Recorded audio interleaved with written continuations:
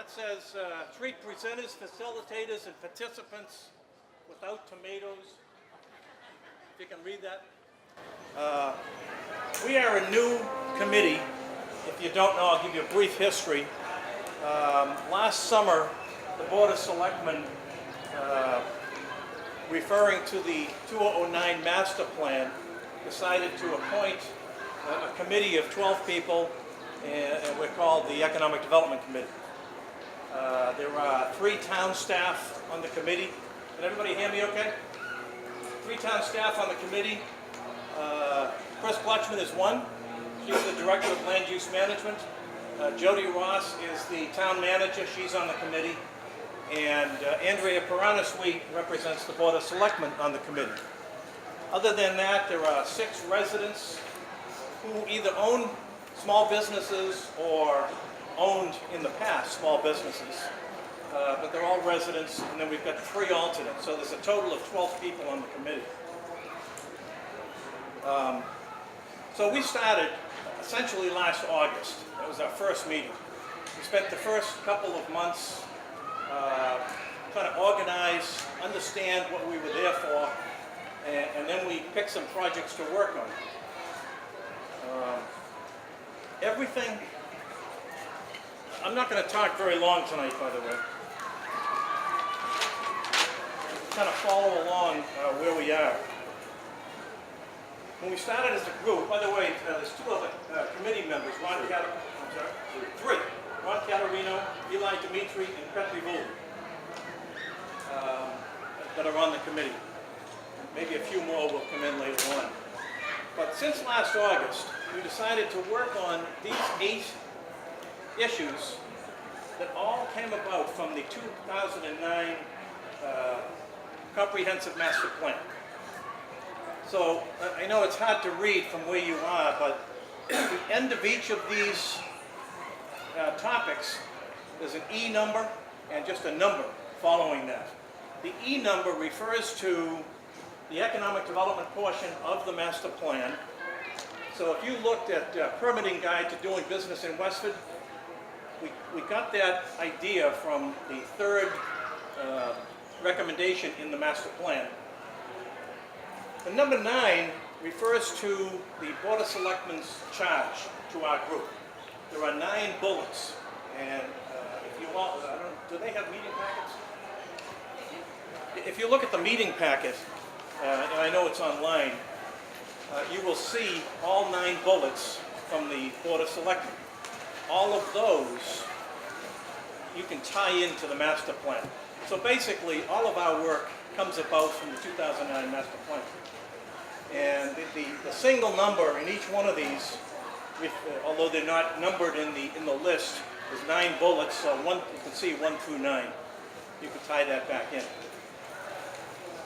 So I'm just going to go through these very briefly. If you have questions, I'll answer all the questions that you might have either during the presentation or when I finish, which will only be about 10 minutes. But what I'm hoping to do tonight is to get from you questions, comments, suggestions as to where we go from here. I'll give you the status of all of these, some of which we're still working on, some of which are done. But it's going to be very important to hear from you folks as to what you think we ought to be doing from this point on to have the greatest impact on economic development in Westford, if you think there should be economic development in Westford. So let me start with the first one, this Permitting Guide to Doing Business in Westford. We had heard from a lot of the, especially small businesses, that it's a very complex process to go through the permitting process. We actually interviewed some of them, and we decided that it was very complex. So we put together, and I only have one, you're welcome to look at it. It's a 23-page guide for obtaining permits in Westford. One of the nice things in this is it's a flow chart. So even if you don't want to walk all the way through all the verbiage, it's a flow chart right from your first thought about getting a permit right down to the bottom where you're asking Chris Clutchman if there's anything else you need to do. That took us, I don't know, we actually actually started working on that before the committee started. It took us about 18 months to put that together, and I'm sure there'll be changes over the years. Second thing is the economic target area designation. We took a look around at all of the cities and towns around us, and we said, why are these large businesses going to Chelmsford, Littleton, all the surrounding towns? And then we come up with this map, which is online. If you look at this map, all of the, is that salmon colored? All the salmon colored cities and towns have the designation of an economic target area. You can see, let's see, this Westford, right here. Right below us is Littleton and Boxborough. Chelmsford, Lowell, Billerica, they all have an economic target area designation, which means that if companies are looking for a place to locate, a lot of them look for cities and towns with the ETA designation. So maybe we can close those windows over there. So at any rate, so we started looking at the economic target area. That was really our first project. Andrew Stern, who is not here tonight, was one of the first members to work on it, and then we've all kind of gotten involved.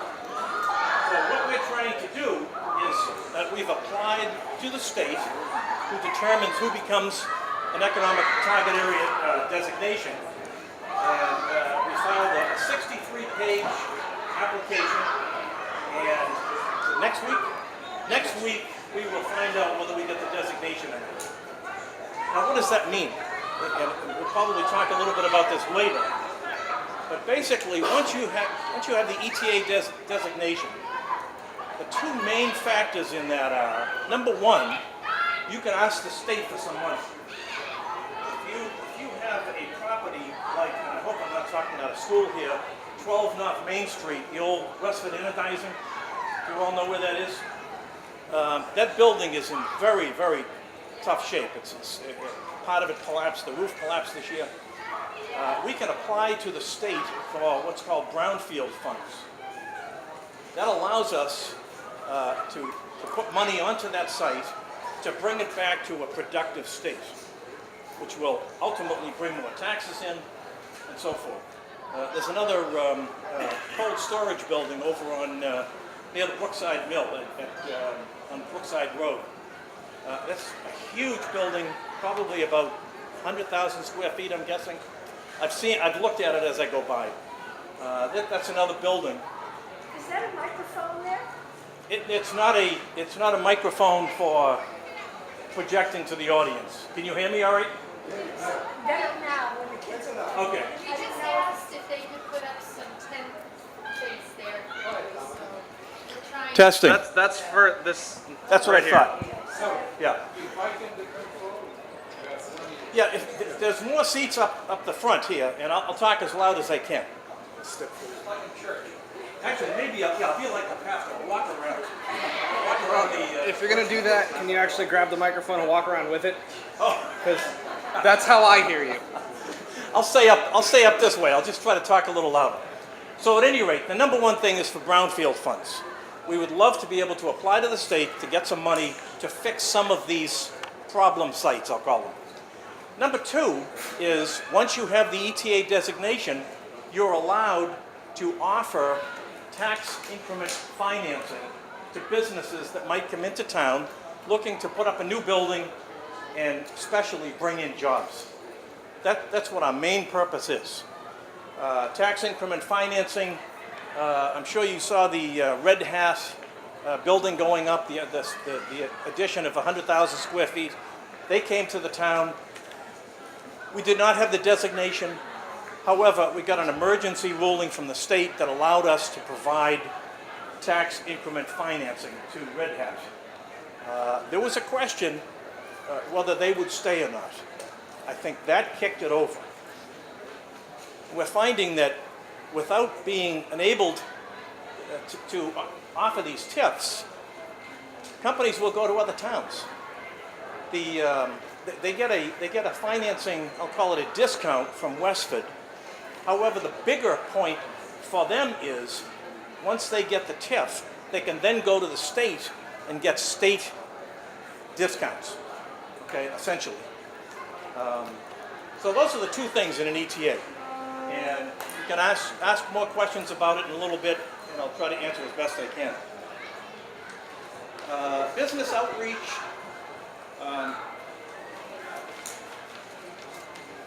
The master plan, and I should have been referring to this as I went along, but the master plan said develop a public-private partnership among town government, the business community, and residents that advocates for a balance between economic growth and quality of life. So we said, well, who should we talk to? And about, I think it was 2 weeks ago, June 6th, we had invited all of the largest businesses in Westford to start out with to a business breakfast that was hosted by Juniper Networks. We met with them, talked about the economic development that we're looking to do in Westford. We gave them a lot of information. Paul gave a nice presentation on the Minot's Corner. So we gave them information that was helpful to them, that maybe had an impact on their employees, but we were looking to them for guidance on economic development in the town of Westford. Obviously, what's good for the town is also good for them. Business mailing database. Several years ago, the town sent out a mailing to all of the businesses they had addresses for. Some percentage of those came back because the database was somewhat out of date. And I think at the time we had 600 in total. Well, it was made up of 10 lists, maybe 500 or 600 businesses. We have two members of the committee, Eli is one of them, and Tom West is the other, that are now putting together an updated database. By the time we finish, or by the time they finish, there will be somewhere between 1,000 and 2,000 businesses listed in the town of Westford. Now, a lot of those may be just DBAs, they're doing business as small, home-operated businesses. But at least we'll have a good list of who's doing business in Westford, so that we can communicate when things come out that need to be communicated. Westford Business Association. This is intended to promote the town of Westford, businesses in the town, and Westford's cultural values. The villages, for example, historic villages in Westford. No, well, same thing. All of Westford's cultural values we would promote in this brochure. And I have a few here that you might want to take a look at from Springfield, North Andover. I think I've got one from Chelmsford. But typically, if a company is interested in moving into town, we may send some of these brochures out to say, hey, this is what Westford is all about. It's not a metropolitan area. We pick apples and we eat ice cream down at Kimball's, that kind of thing. Let's see, Westford Business and Community Guide. Oh, I just talked about that, I'm sorry. Westford Business Association, let me talk about that, I missed one. We've talked to some of these businesses about, how often do you go to a Chamber of Commerce meeting? Would it make any sense to have a Westford Business Association so that you would have a forum to deal with the town on certain issues? If something is an issue to your business, it's probably an issue to a lot of businesses in town. A lot of these companies are interested, so we're working on developing a Westford Business Association, WBA. Transportation grants. Again, that was in the first of the master plan recommendations, and it was also on the selectmen's list.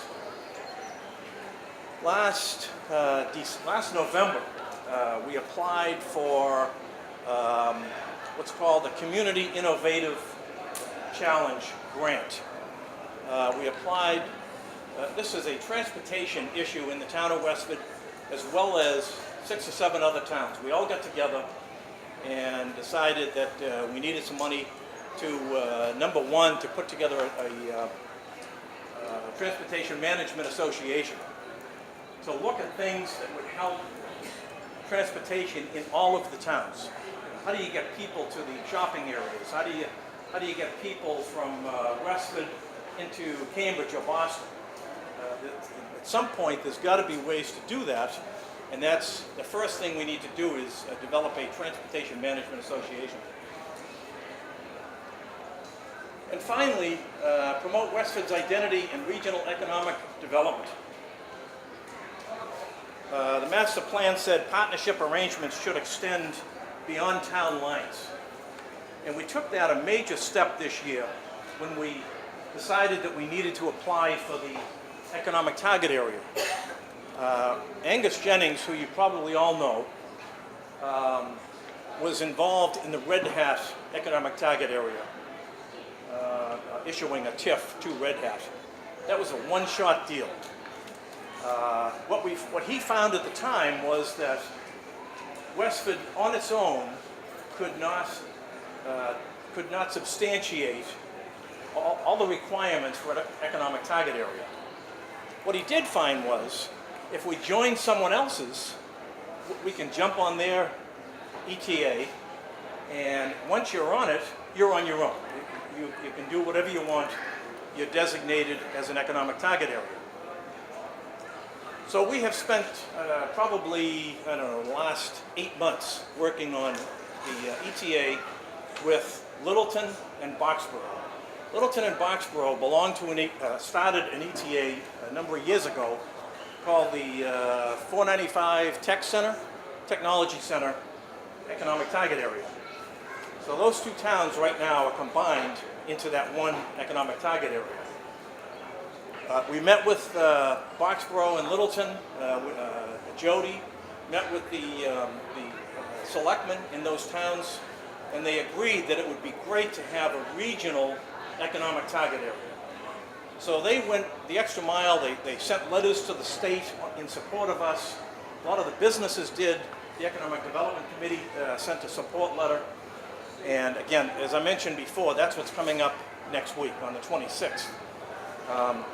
But it was a major step forward in working with a couple of the other surrounding towns. We've done that on some of the grants. As I mentioned, there were 6 or 7 towns that applied for that the Community Innovative Challenge grant.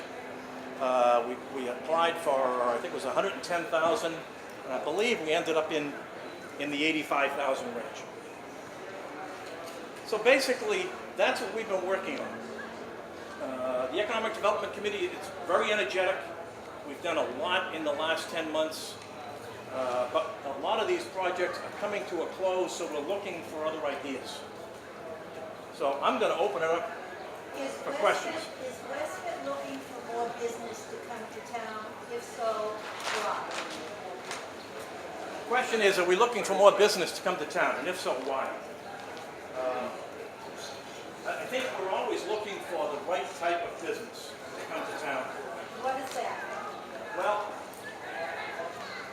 let me back up just a little bit on taxes. You might hear this in the finance group later on, but real estate taxes in the town of Westford for fiscal 2013 total about $60,400,000.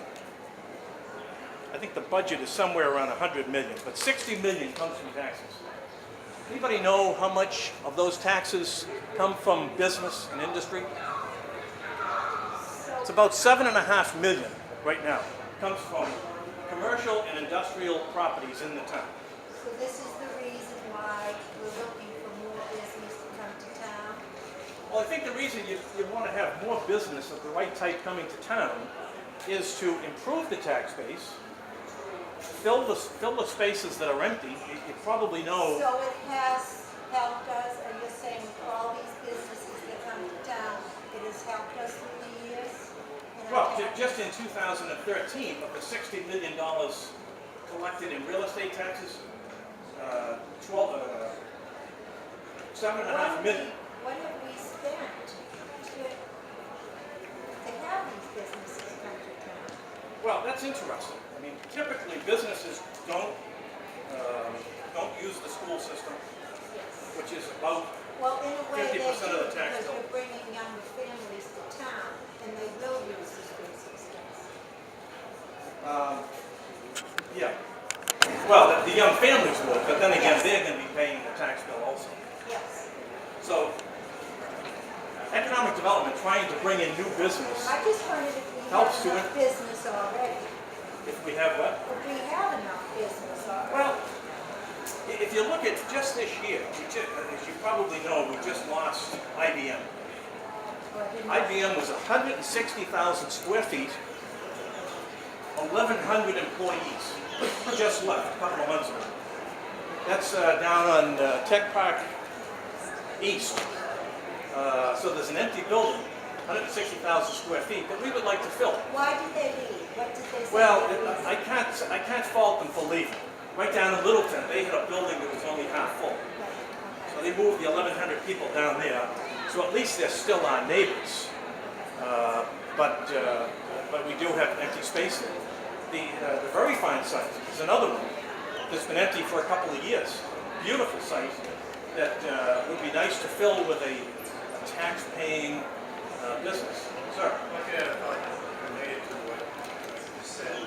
What I'm hearing is a lot about let's bring in more business. What I'm not hearing is cost-benefit justification that says for this amount of business, we get this amount of tax revenue and this amount of cost.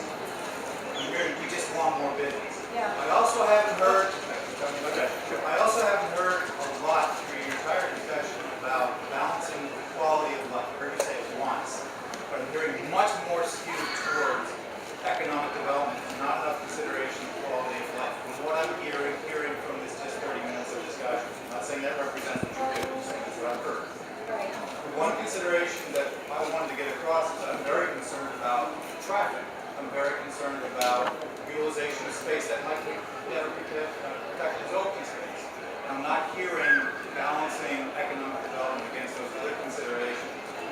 And Well, I'm not let's seeing it in the charges from the folks like Let me ask you the question. What would you do to improve the quality of life in Westford?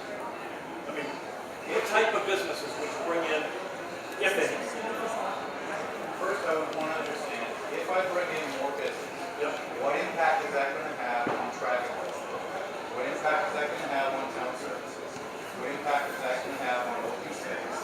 What is the cost benefit for doing so? Not just, let's just build more, let's just bring in more business, but let's bring in business if there is benefit, or if we say it's worthwhile, considering the quality of life, considering all the other impacts.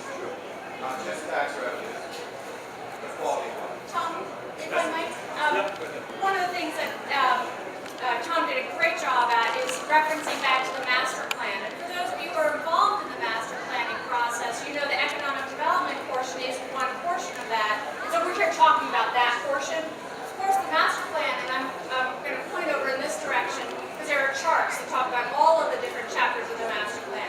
Cultural identity, natural resources, open space, housing, recreation, education, those are all part of the master plan. So we are talking about one piece of it. So I just want to remind us all that we're picking one of those topics to talk about here, and that of course we think about it as we look at development in context with all of those different elements. So that's one answer. So that if you look at the other portions of the master plan, they identify purchasing property, purchasing land to create open space permanently, purchasing conservation restrictions. When we do development, there is mitigation. So when the Tech Park West and Cornerstone were built, transportation improvements were part of the mitigation that occurred as part of those developments. So there is some balancing going on, but I guess I think what I hear Tom asking you is, so what we hear is cost benefit and balancing is important to you. Is that right? Okay. So I'm going to remind you that the master plan itself does actually have that balancing, and other actions that Tom and his committee are not in charge of are happening kind of more holistically.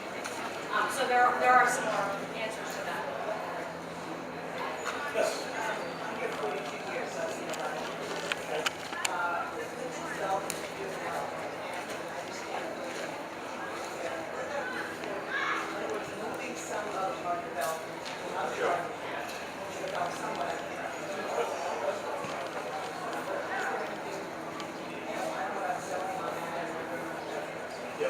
have looked at, Can you say what she said? yeah, what Marilyn is asking, we keep talking about Route 110, what about Route 40? And in all of the notes that I have, I always say 110/40. So anything that we do on 110 could be done in Route 40. Actually, let me ask you a question.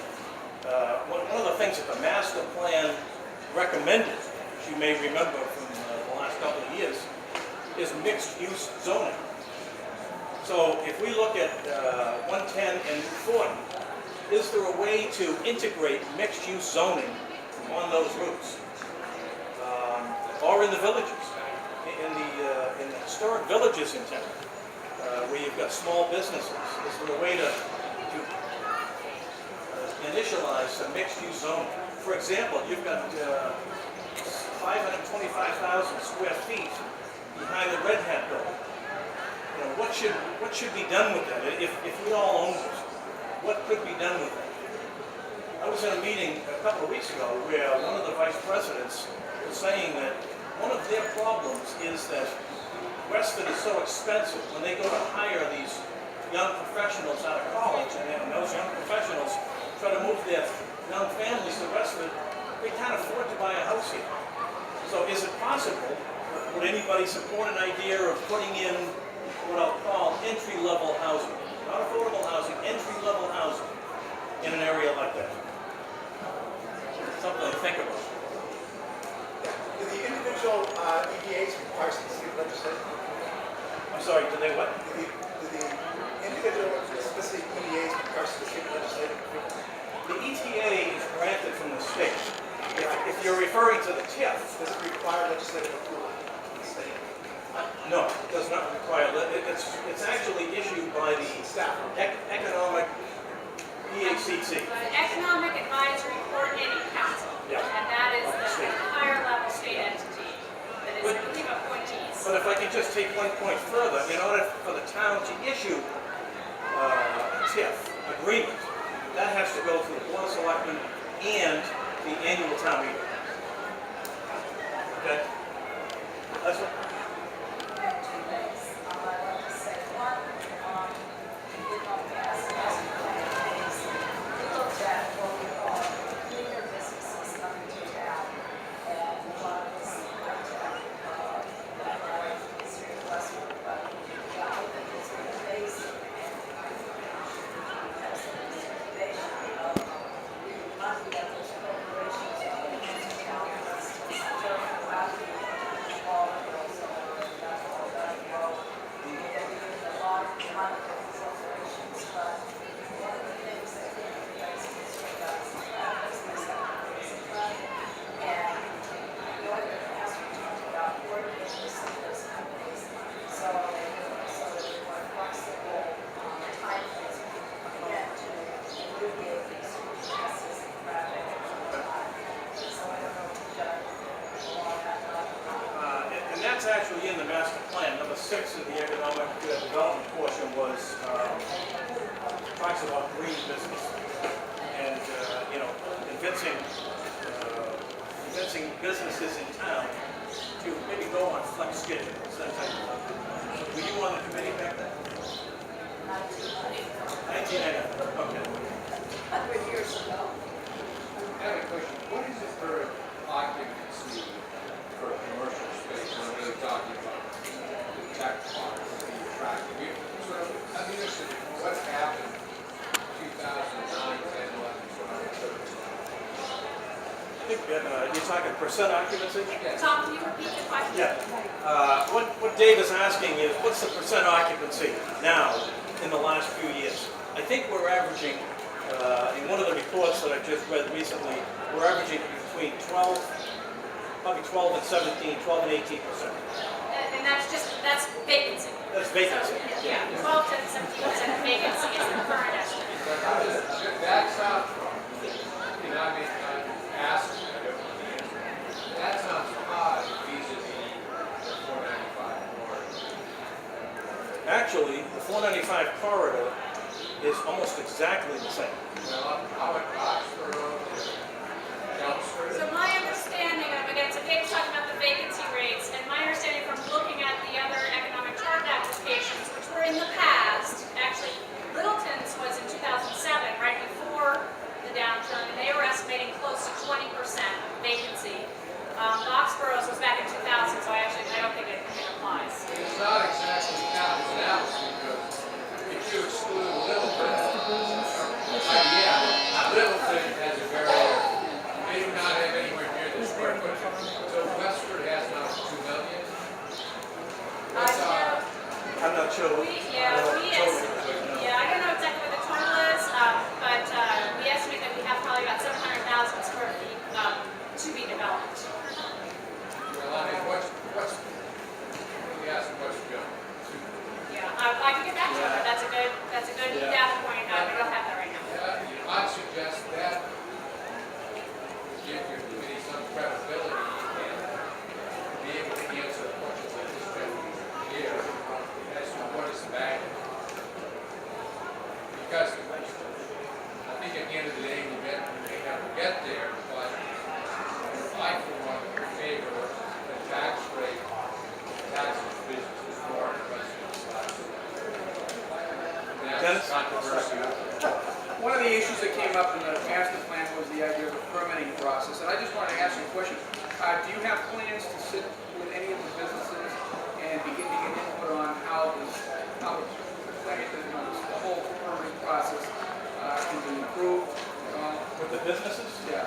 Yeah, we gave copies of the permitting guide to some of the business people that came a couple of weeks ago and asked them to look it over, make recommendations, and it's certainly a first draft. It's online, by the way, if anybody wants to take a look at it. And if you have any suggestions, we'd be happy to take those. So the process changed when you gave them, or was that just a better documentation? Is that a documentation of what? Did the process change before you gave that document? Yeah, so very briefly, what we did, the committee met with every department head in town. We spent 18 months on this, and we found out what they were doing today, and we wrote up this document that takes you through a very efficient permitting process. We'll find out if it works. So it is a new permitting process. It is a fairly new permitting process. Yeah. Anybody else? Can I ask what kind of partnerships you're looking for? You're all restricted to where there's specific. Have you looked at, you talked about balance and the other gentleman said, certainly you talked about shortages and such. Is there any way to look at finding a partnership, especially what business community is doing? We haven't talked. What Carol is asking is there any way to, I guess, if I can simplify it, to determine what business we want to bring in. Or to work out a partnership that's good for both. What you do to help us in the town. Okay. To help us. We haven't gotten to that point, Carol. We have not talked to any businesses about bringing in. We've talked. You need both large business and small business. Obviously, large business supports small business. So it's critical to have both.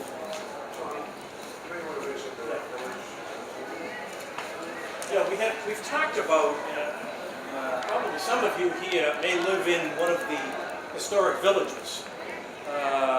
We're interested in at some point meeting with some of the village associations, if that's what it's called. Forge Village, Nabnasset, Granite Village, to see if we should be doing something on zoning. If you look in those villages, a lot of the zoning is now done by grandfather because the lots don't comply with the existing zoning. Should we change the zoning to make sure that they comply? Because on these grandfathered lots, if the grandfathering runs out, then what do they do?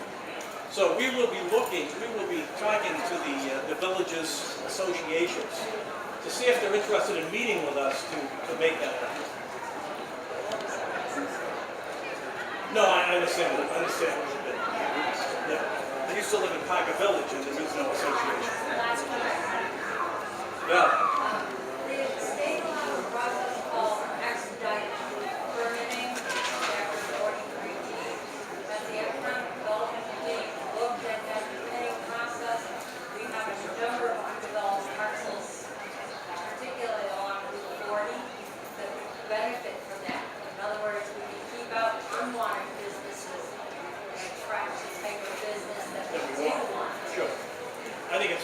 great recommendation.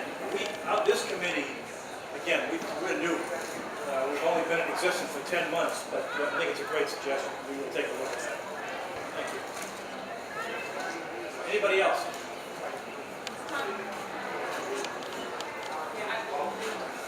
I've got one more question and then I'll do a little wrap. Ken? How detrimental will it be to the process if the state doesn't give you the designated target area? If we don't get the ETA, what does that do to us? We're going to get the ETA next week. That question. I hate to interrupt these lively discussions, but dinner is ready. It is down there at the grill. You need a purple bracelet. If you don't have one, go see Joanne Sheehan over there waving her hand. And we've given you 45 minutes for dinner, and then we will go into our next session.